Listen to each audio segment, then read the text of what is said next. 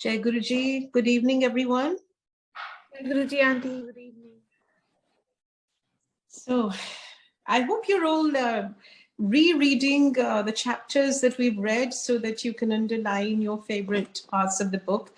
But I do hope and pray to Guruji that we get another chance to also listen and someone else to read because this book is a Bible, and there is so many things in this book which run parallel to Guruji's teachings. That's why I think he insisted, कि autobiography of Yogi padho, Shipran padho, they all resonate with his teachings. So it's always nice to revisit, in our own time.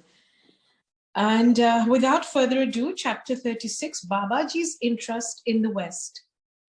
Master, did you ever meet Babaji?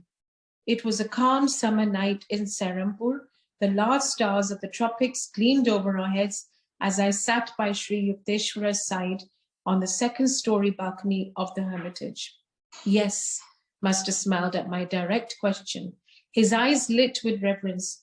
3 times I have been blessed by the sight of the deathless Guru.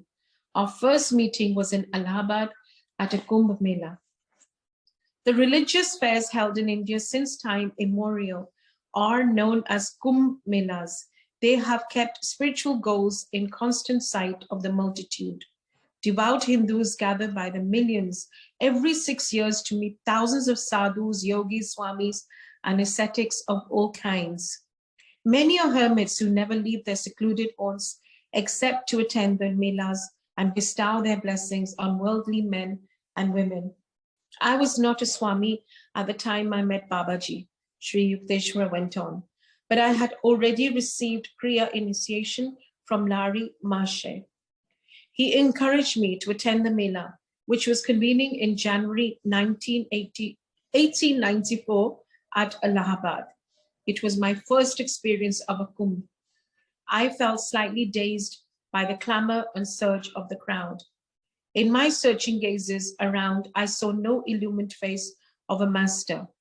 Passing a bridge on the bank of the Ganges, I noticed an acquaintance standing nearby, his begging bowl extended.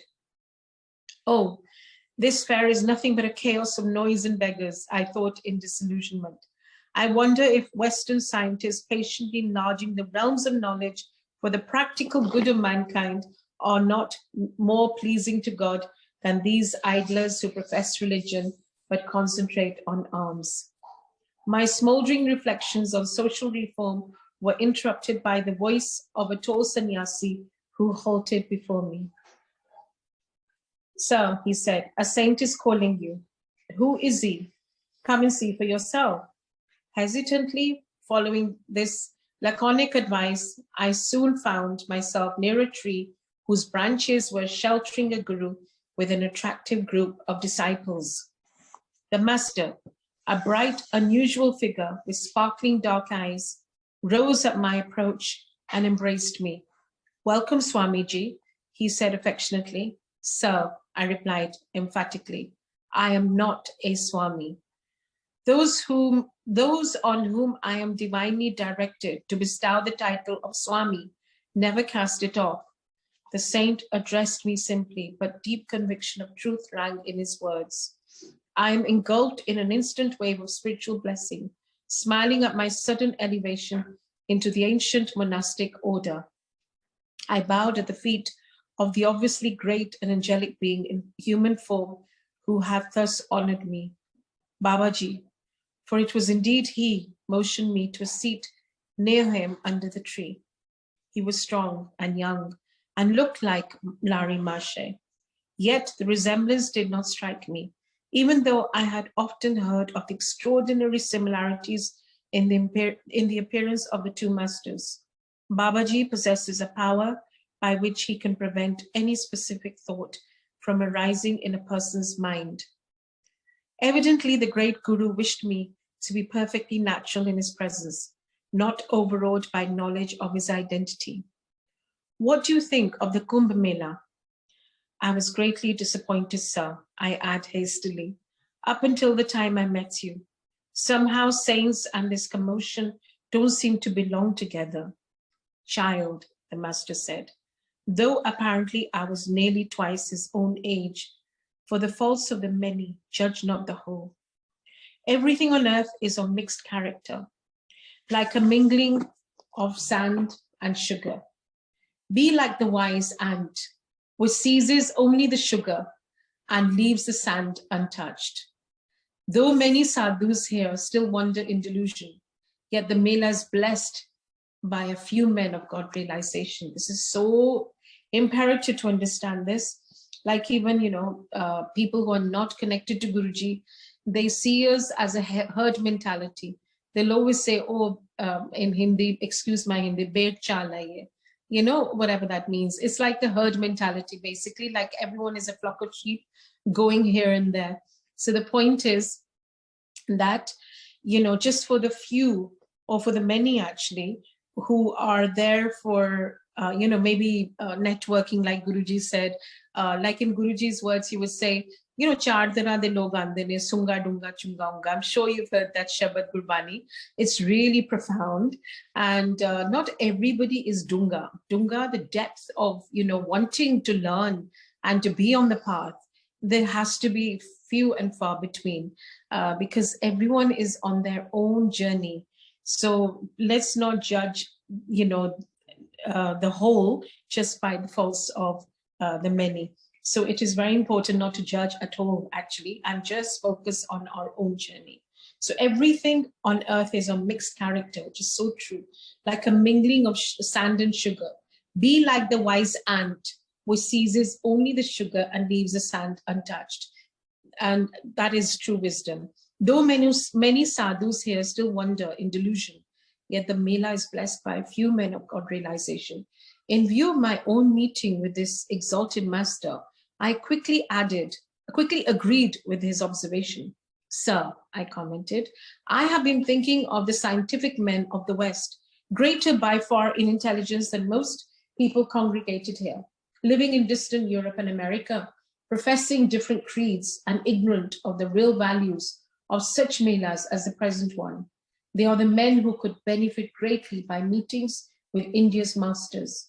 But although high in intellectual attainments, many Westerners are wedded to rank materialism. Others, famous in science and philosophy, do not recognize the essential unity in religion. Their creeds serve as insurmountable barriers that threaten to separate them from us forever. I saw that you are interested in the West, as well as the East. Babaji's face beamed with approval. I felt the pangs of your heart, broad enough for all men, whether Oriental or Occidental. That is why I summoned you here. East and West must establish a golden middle path of activity and spirituality combined. He continued, India has much to learn from the West in material development. In return, India can teach the universal methods by which the West will be able to base its religious beliefs on the unshakable foundations of yogic science. Again, it's all about the balance between the material and the spiritual. And if we all aspire for that and we achieve it, then the world will be ecologically balanced too. You, Swamiji, have a part to play in the coming harmonious exchange between Orient and Occident. Some years hence, I shall send you a disciple whom you can train for yoga dissemination in the West. The vibrations there for many spiritually seeking souls come flood-like to me. I perceive potential saints in America and Europe waiting to be awakened. At this point in this story, Sri Yukteswara turned his gaze fully on mine. My son, he said, smiling in the moonlight, you are the disciple that years ago Babaji promised to send me. Wow. I was happy to learn that Babaji had directed my steps to Sri Yukteswara. Yet it was hard for me to visualize myself in the remote West, away from my beloved Guru and the simple hermitage place. Babaji then spoke of the Bhagavad Gita. Sri Yukteswara went on. To my astonishment, he indicated by a few words of praise that he was aware of the fact that I had written interpretations on various Gita chapters. At my request, Swamiji, please undertake another task, the great master said. Will you not write a short book on the underlying basic unity between the Christian and the Hindu scriptures. Show by parallel references that the inspired sons of God have spoken the same truths, now obscured by men's sectarian differences. Again, Guruji one day, recited verses from the Quran, the Bible, the Gita, and then he said, "Ki farak hai, sab ek hai." God is love. Just do good. If you can't do good, don't do harm. So the teachings are the same in every holy book. The interpretations, of course, vary from book to book. Maharaj, I answered diffidently, what a command. Shall I be able to fulfill it? Wow. Babaji laughed softly. My son, why do you doubt? He said reassuringly. Indeed, whose work is all this? And who is the doer of all actions? Whatever the Lord has made me say is bound to materialize as truth. I deemed myself empowered by the blessings of the saint and agreed to write the book. Feeling reluctantly that the parting hour had arrived, I rose from my leafy seat. Do you know Larry? The master inquired. He is a great soul, isn't he? Tell him of our meeting. He then gave me a message for Larry Mache. After I had bowed humbly in farewell, the saint smiled benignly. When your book is finished, I shall pay you a visit. He promised. Goodbye for the present. I left Allahabad the following day and entrained for Benares. Reaching my guru's home, I poured out the story of the wonderful saint at the Kumbh Mela. Oh, didn't you recognize him? Larry Mache's eyes were dancing with laughter. I see you couldn't, for he prevented you. He's my incomparable guru, the celestial Babaji. Babaji, I repeated awestruck. The Yogi Christ Babaji, the invisible, visible Savior Babaji. Oh, if I could just recall the past and be once more in his presence to show my devotion at his lotus feet. Never mind, Larry Mache said consolingly. He has promised to see you again. Gurudev, the Divine Master asked me to give you a message. Tell Larry, he said, that the stored up power for this life now runs low. It is nearly finished. At my utterance of these enigmatic words, Larry Mache's figure trembled as though touched by a lightning current. In an instant, everything about him fell silent. His smiling countenance turned incredibly stern, like a wooden statue somber and immovable in his seat. His body became colorless. I was alarmed and bewildered. Never in my life had I seen this joyous soul manifest such awful gravity. The other disciples present stared apprehensively. 3 hours passed in utter silence. Then Larry Mache resumed his natural, cheerful demeanor and spoke affectionately to each of his chelas. Everyone sighed in relief. I realized by my master's reaction that Babaji's message had been an unmistakable signal by which Larry Mache understood that his body would soon be untenanted. His awesome silence proved that my guru had instantly controlled his being, cut his last cord of attachment to the material world, and fled to his ever-living identity in spirit. Babaji's remark had been his way of saying, I shall be ever with you. Though Babaji and Larry Mache were omniscient and had no need of communicating with each other through me or any other intermediary, the great ones often condescend to play a part in the human drama. Occasionally, they transmit their prophecies through messengers in an ordinary way, that the final fulfillment of their words may infuse greater divine faith in a wide circle of men who later learn the story. I soon left Benares and set to work in Sarampur on the scriptural writings requested by Babaji. Sri Yukteswar continued, no sooner had I begun my task than I was able to compose a poem dedicated to the deathless Guru. The melodious lines flowed effortlessly from my pen, though never before had I attempted Sanskrit poetry. In the quiet of night, I busied myself over a comparison of the Bible and the scriptures of Sanatan Dharma. Quoting the words of the blessed Lord Jesus, I showed that his teachings were in essence one with the revelations of the Vedas. To my relief, my book was finished in a short time. I realized that the speedy blessing was due to the grace of my Param Guru Maharaj. The chapters first appeared in the Sadhu Sambat journal. Later, they were privately printed as a book by one of my Kidarpur disciples. The morning after I had concluded my literary efforts, Master continued, I went to the Rai Ghat here to bathe in the Ganges. The Ghat was deserted. I stood still for a while, enjoying the sunny peace. After a dip in the sparkling waters, I started for home. The only sound in the silence was that of my Ganges-drenched cloth, swish, swashing with every step. As I passed beyond the sight of the large banyan tree near the riverbank, a strong impulse urged me to look back. There, under the shade of the banyan, and surrounded by a few disciples, sat the great Babaji. Greetings, Swamiji. The beautiful voice of the master rang out to assure me I was not dreaming. I see you have successfully completed your book. As I promised, I'm here to thank you.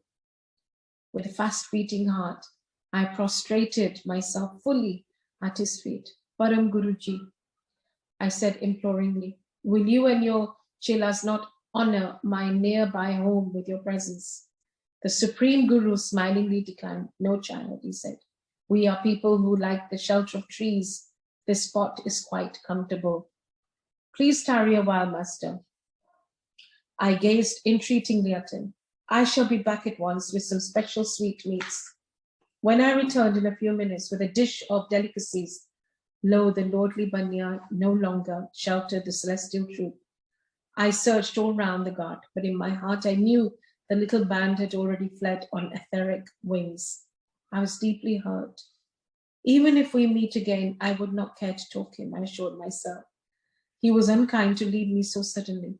This was a wrath of love, of course, and nothing more. A few months later, I visited Lari Mashe in Benares. As I entered his little parlor, my guru smiled in greeting.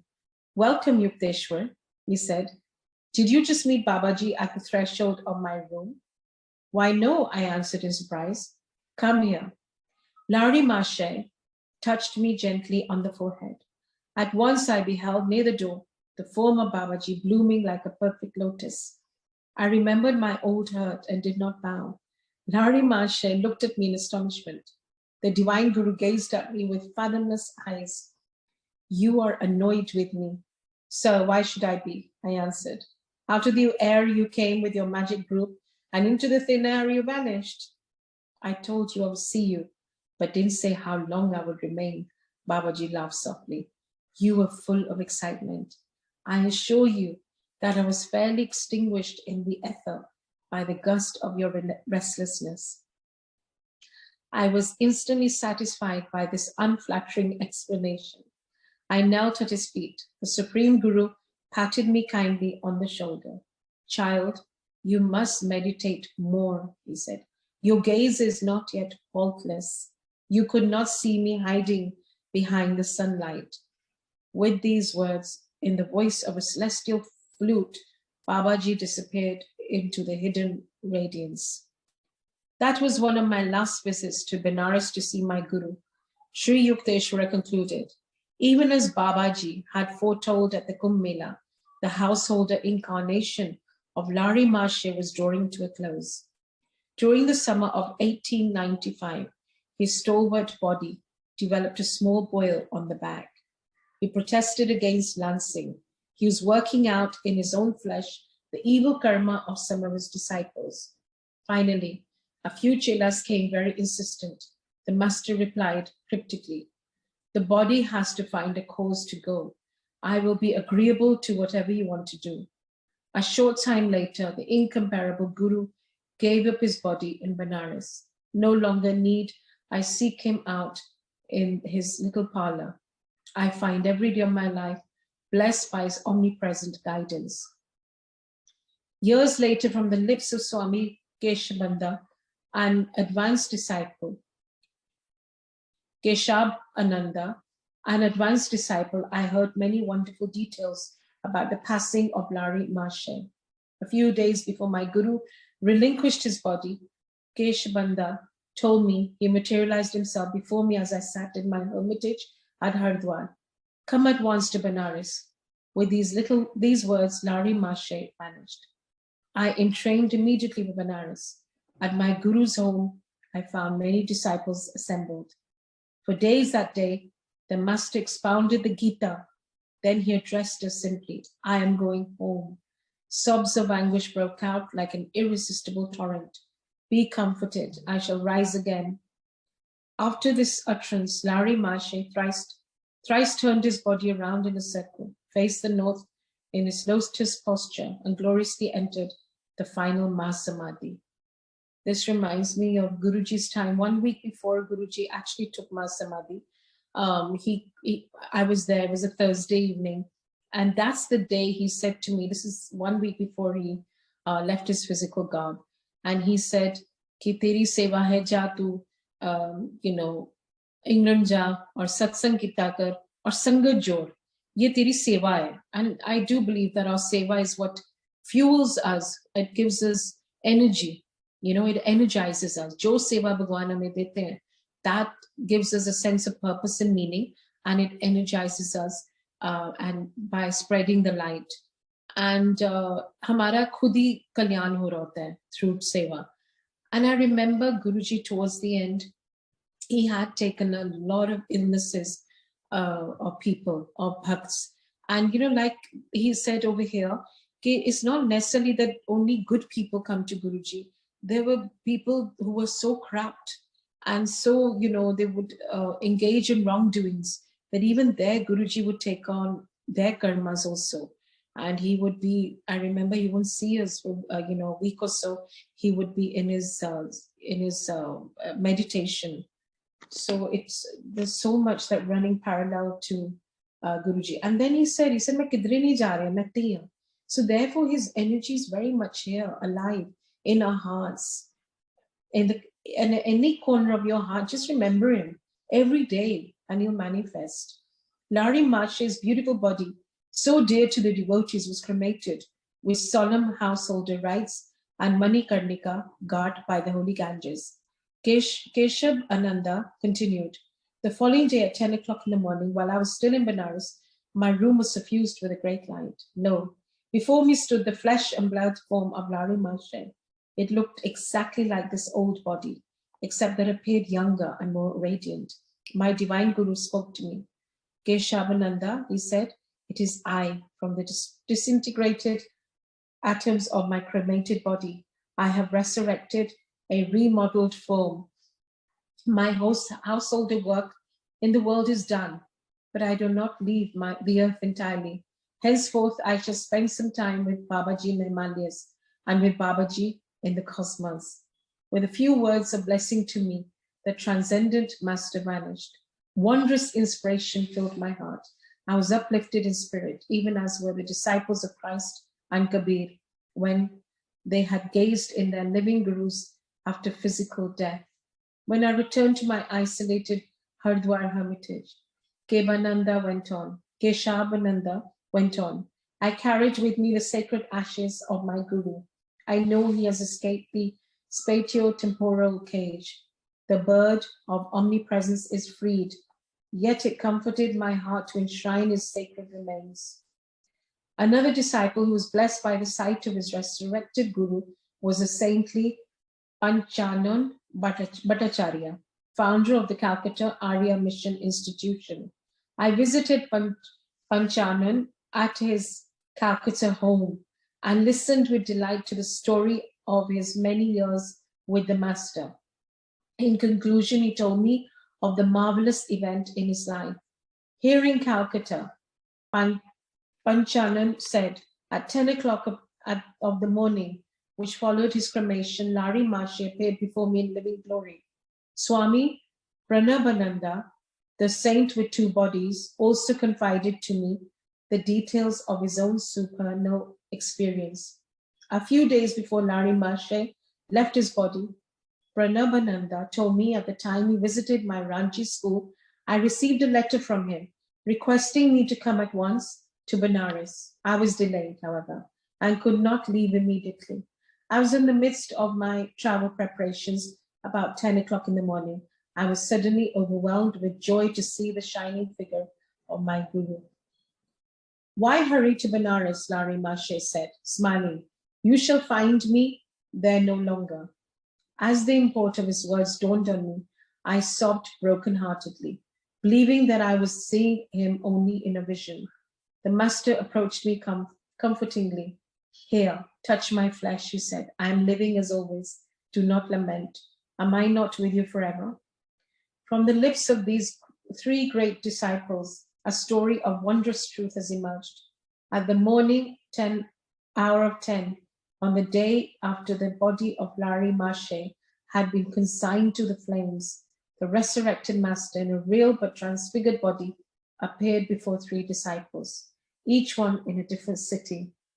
So when this corruptible shall have put on incorruption, and this mortal shall have put on immortality, then shall be brought to pass the same that is written, death is swallowed up in victory. O death, where is thy sting? O grave, where is thy victory? So beautiful. So I go to America. America, surely these people are Americans. This was my thought as a panoramic vision of Western faces passed before my inward view. Immersed in meditation, I was sitting behind some dusty boxes in the storeroom of the Ranchi school. A private spot was difficult to find during those busy years with the youngsters. The vision continued. A vast multitude, gazing at me instantly, swept actor-like across the stage of consciousness. The storeroom door opened. As usual, one of the young lads had discovered my hiding place. Come here, Bimo, I cried gaily. I have news for you. The Lord is calling me to America. To America? The boy echoed my words in a tone that implied I had said, to the moon. Yes, I'm going forth to discover America like Columbus. He thought he had found India. Surely there is a karmic link between those two lands. Bimo scampered away. Soon the whole school was informed by the two-legged newspaper. I summoned the bewildered faculty and gave the school in its charge. I know you will keep Lari Mashe's yoga ideals of education ever to the fore, I said. I shall write you frequently. God willing, someday I shall be back. Tears stood in my eyes as I cast a last look at the little boys at the sunny acres of Ranchi. A definite epoch in my life had now closed. I knew, henceforth, I would dwell in far lands. I entrained for Calcutta a few hours after my vision. The following day, I received an invitation to serve as a delegate from India to an international congress of religious liberals in America. It was to convene that year in Boston under the auspices of the American Unitarian Association. My head in a whirl, I sought out Sri Yukteswara in Serampur. Guruji, I have just been invited to address a religious congress in America. Shall I go? All doors are open for you, Master replied simply. It is now or never. But sir, I said in dismay, what do I know about public speaking?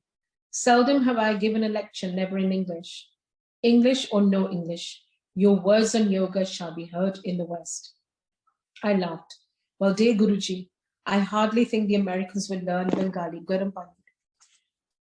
Please bless me with a push over the hurdles of the English language. When I broke the news of my plans to father, excuse me one second.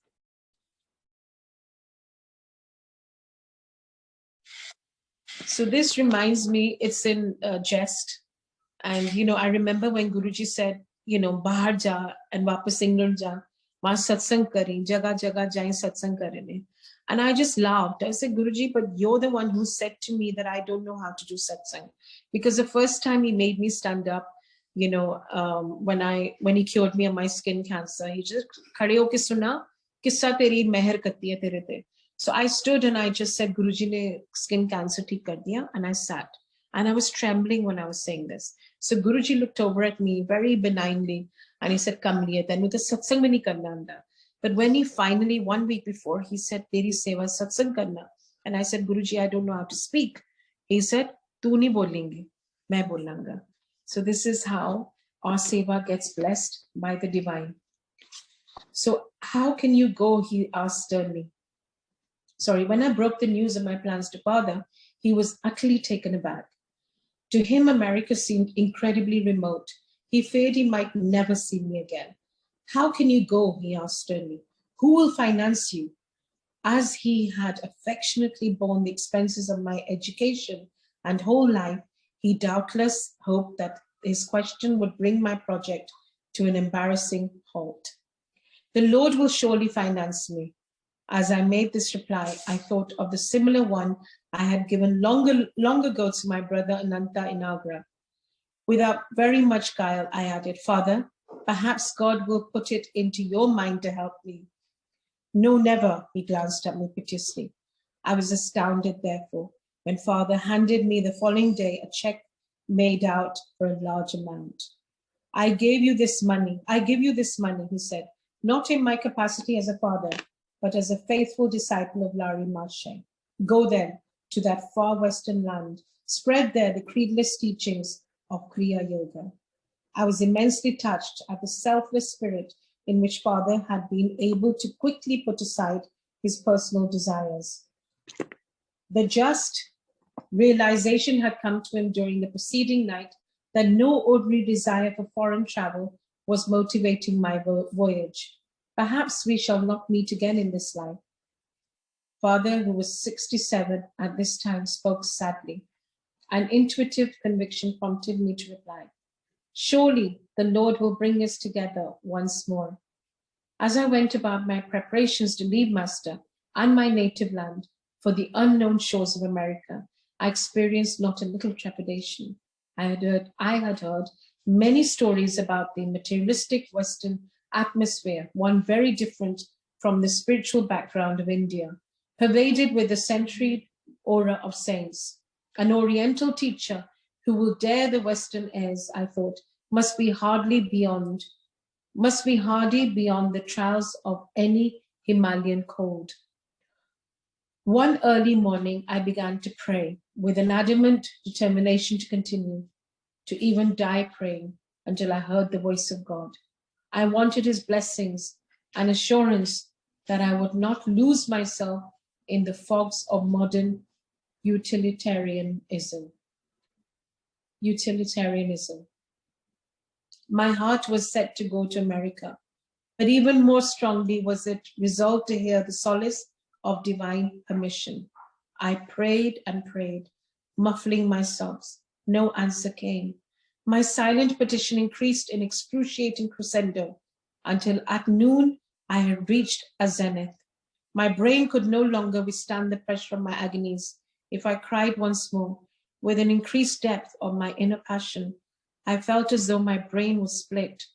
At that moment, there came a knock outside the vestibule adjoining the Gurbar Road room in which I was sitting.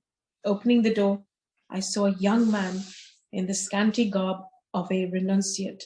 He came in, closed the door behind him, and refusing my request to sit down, indicated with a gesture that he wished to talk to me while standing. He must be Babaji, I thought, dazed, because the man before me had the features of a younger Larry Marshay. He answered my thought. "Yes, I am Babaji." He spoke melodiously in Hindi. "Our Heavenly Father has heard your prayer. He commands me to tell you. Follow the behests of your Guru and go to America. Fear not, you will be protected." After a vibrant pause, Babaji addressed me again. "You are the one I have chosen to spread the message of Kriya Yoga in the West. Long ago, I met your Guru Yukteswara at a Kumbh Mela. I told him then I would send you to him for training.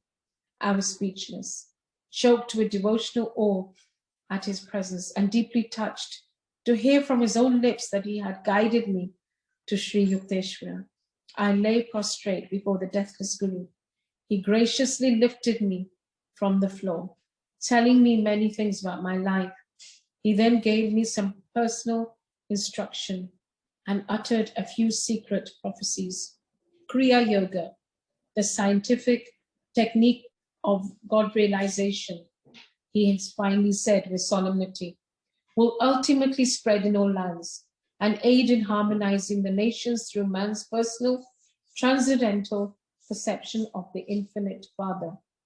With a gaze of majestic power, the Master electrified me by a glimpse of his cosmic consciousness. In a short while, he started toward the door. Do not try to follow me, he said. You will not be able to do so. Please, Babaji, don't go away, I cried repeatedly.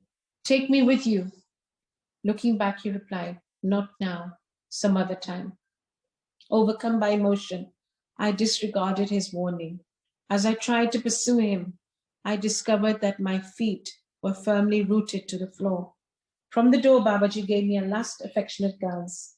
He raised his hand by way of benediction and walked away, my eyes fixed on him longingly. After a few minutes, my feet were free.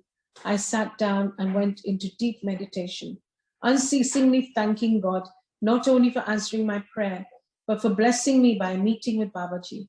My whole body seemed sanctified through the touch of the ancient, ever-youthful Master. Long had it been my burning desire to behold him. Until now, I have never recounted to anyone the story of my meeting with Babaji.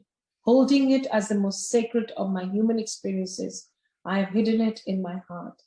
But the thought occurred to me that readers of this autobiography may be more inclined to believe in the reality of the secluded Babaji in his world interests if I relate that I saw him with my own eyes. I have helped an artist to draw a true picture of the great Yogi Christ of modern India. It appears in this book. I'm sure you've seen the illustration. The eve of my departure for the United States found me in Sri Yukteswar's holy presence. Forget you were born a Hindu and don't be an American. Take the best of them both. Master said in his calm way of wisdom, be your true self, a child of God. Seek and incorporate into your being the best qualities of all your brothers, scattered over the earth in various races. Then he blessed me. All those who come to you with faith, seeking God, will be helped. As you look at them, the spiritual current emanating from your eyes will enter into their brains and change their material habits, making them more God-conscious. How beautiful. He went on, your lot to attract sincere souls is very good. Wherever you go, even in a wilderness, you will find friends. Both of his blessings have been amply demonstrated. I came alone to America, into a wilderness without a single friend.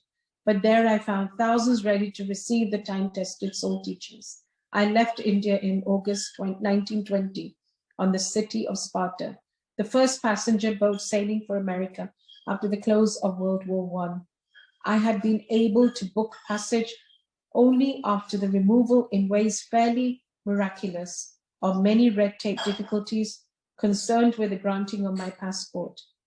During the 2 months voyage, a fellow passenger found out that I was the Indian delegate to the Boston Congress. Swami Yogananda, he said, with the first of many quaint pronunciations by which I was later to hear my name spoken by the Americans. Please favor the passengers with a lecture next Thursday night. I think we would all benefit by a talk on the battle of life and how to fight it. Alas, I had to fight the battle of my own life, I discovered on Wednesday. Desperately trying to organize my ideas into a lecture in English, I finally abandoned all preparations. My thoughts, like a wild colt eyeing a saddle, refused any cooperation with the laws of English grammar. Fully trusting in Master's past assurances, however, I appeared before my Thursday audience in the saloon of the steamer. No eloquence rose to my lips. Speechlessly, I stood before the assemblage. After I After an endurance contest lasting 10 minutes, the audience realized my predicament and began to laugh. The situation was not funny to me at the moment. Indignantly, I sent a silent prayer to Master. You can speak. His voice sounded instantly within my consciousness. I have to just say that it was in 2011. It was my first satsang out of India after Guruji had left his body. It was in Kuwait, and I was speaking in front of 800 Sangat, and that was my first large audience, you can say. And I remember I was standing there and I prayed to Guruji because it was daunting standing in front of 800 Sangat. And I said, Guruji, please take over. And trust me, he took over and he spoke. Because after that, when Sangat came up to me and said, we got all our messages, it was Guruji. Guruji always takes over. So you can speak. His voice sounded instantly within my consciousness. My thoughts fell at once into a friendly relation with the English language. 45 minutes later, the audience was still attentive. The talk won me a number of invitations to lecture later before various groups in America. I never could remember afterward a word that I had spoken. By discreet inquiry, I learned from a number of passengers. You gave an inspiring lecture in stirring and correct English. At this delightful news, I humbly thanked my Guru for his timely help, realizing anew that he was ever with me, setting at naught all barriers of time and space. Once in a while during the remainder of the ocean trip, I experienced a few apprehensive twinges about the coming English lecture ordeal at the Boston Congress. Lord, I prayed, please let my inspiration be thyself, and not again the laughter bombs of the audience. The city of Sparta docked near Boston in late September. On the 6th of October, I addressed the Congress with my maiden speech in America. It was very well received. I sighed in relief. The magnanimous secretary of the American Unitarian Association wrote the following comment in a published account of the Congress proceedings. It goes like this. Swami Yogananda, delegate from the Brahmacharya ashram of Ranchi, India, wrote the greetings of his association to the Congress. In fluent English and a forcible delivery, he gave an address of a philosophical character on the science of religion, which has been printed in pamphlet form for a wider distribution. Religion, he maintained, is universal, and it is one. We cannot possibly universalize particular customs and convictions, but the common element in religion can be universalized, and we can ask all alike to follow and obey it. Due to Father's generous check, I was able to remain in America after the Congress was over. 4 happy years were spent in humble circumstances in Boston. I gave public lectures, taught classes, and wrote a book of poems, Songs of the Soul, with a preface by Dr. Frederick B. Robinson, president of the College of the City of New York. Starting a transcontinental tour in the summer of 1924, I spoke before thousands in the principal cities, ending my Western trip with a vacation in the beautiful Alaskan North.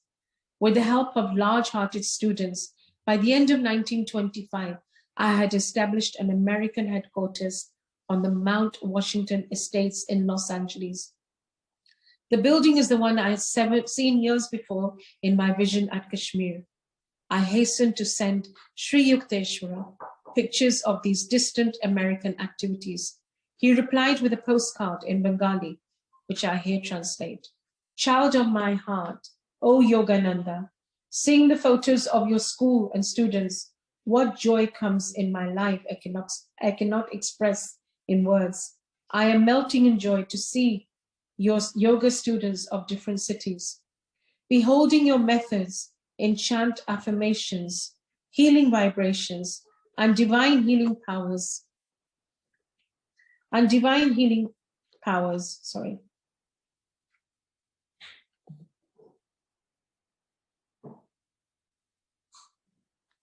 I cannot refrain from thanking you from my heart seeing the gate, the winding hilly way upward, and the beautiful scenery spread out beneath the Mount Washington estates, I yearn to behold it all with my own eyes.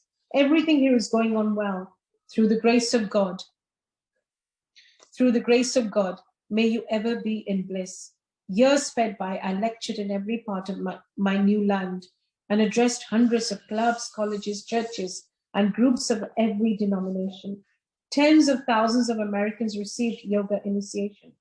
To them, all I dedicated a new book of prayer thoughts in 1929, Whispers from Eternity, with a preface by Amelia Gali Kurki.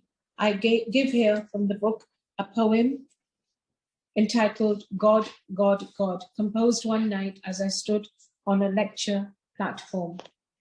From the depths of slumber, as I ascend the spiral stairway of wakefulness, I whisper, God, God, God, thou art the food, and when I break my fast of nightly separation from thee, I taste thee and mentally say, God, God, God.